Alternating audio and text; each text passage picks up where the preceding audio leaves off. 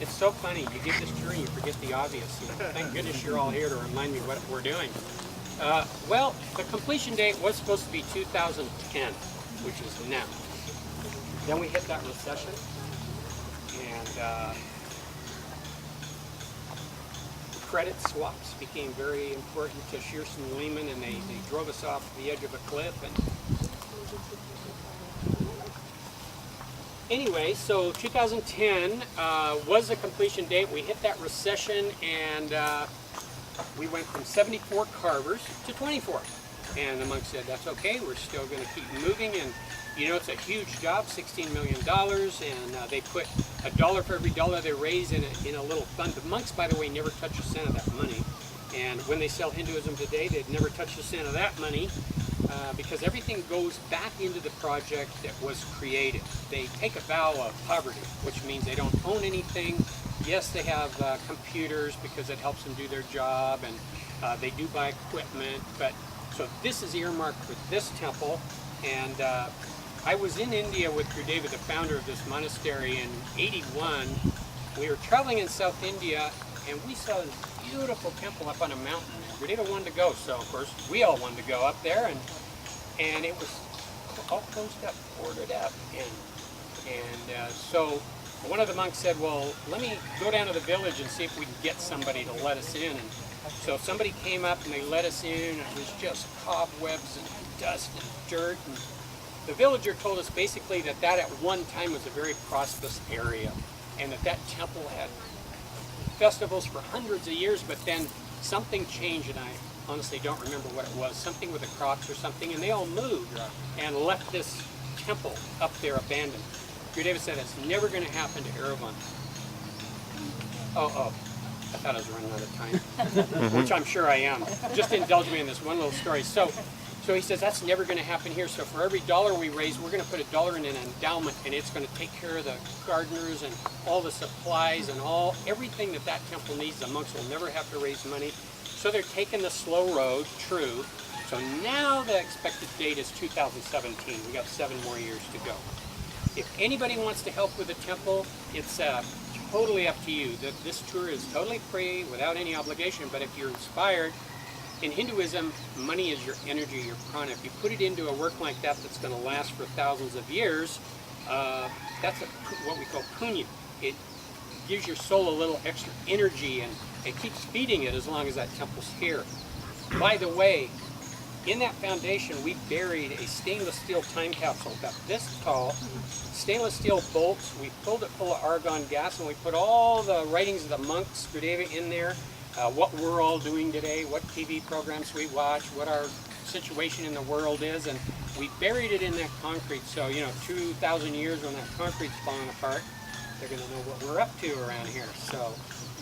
So anyway, there's a little box over there if you want to write your name or make a pledge or help in any way. Of course, it's truly appreciated.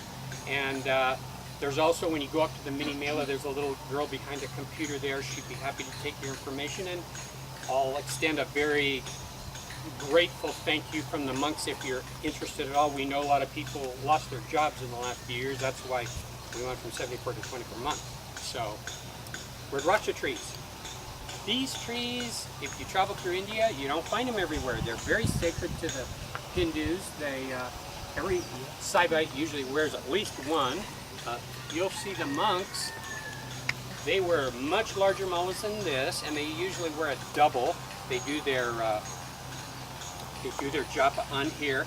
Now you see a lot of Rudraksha seeds on the ground. You can pick them up at the airport. We'll take them from you before you leave, because we have a fruit fly problem on the island, and agricultural products, boy, if they see a Rudraksha, they see them in the radar, because I've taken people to the airport. University of Hawaii is right next door to us. They've been working on fruit fly problem for over 20 years. They get the seed, their little eggs right in the dirt and right inside these little seeds. So what do? The little few Hindus that are on the island, we pick them up, we soak them. I don't see one on the blue fruit. Usually they're beautiful. So here's what they look like, and they can get really bright. That's kind of small, but thank you. At least we have one. And with the red leaves, it's just gorgeous. And when they fall, It's like a carpet of blue. It's just so beautiful. The Shaivite story is that Shiva spawned us all and was expecting us to wake up to our soul and have a pretty good life. And when he saw all the complications we create for ourselves, a tear dropped and up came this Rudraksha seed. And it's very close to the heart. Our Vedic doctors use it in a compound. Shaivites wear them around their neck. So we take this and we soak it for about a month, and then when the fruit falls off gently, we put it in almost looks like a cement mixer with little teeny stones, and that cleans out all the dirt. Then we drill a hole and we string them on racks and we power wash them, oil them, and then we make these little mullas, and we try to help build our oven. We also have, if you don't want to commit to something like this, then we have these little individual seeds, and they're already drilled, and you can make your own little necklace. We also have little earrings and keychains, and it's all in that little, it's a great little souvenir from the temple, and it helps build the temple. It represents peace and love, so they usually wear it by the heart chakra, and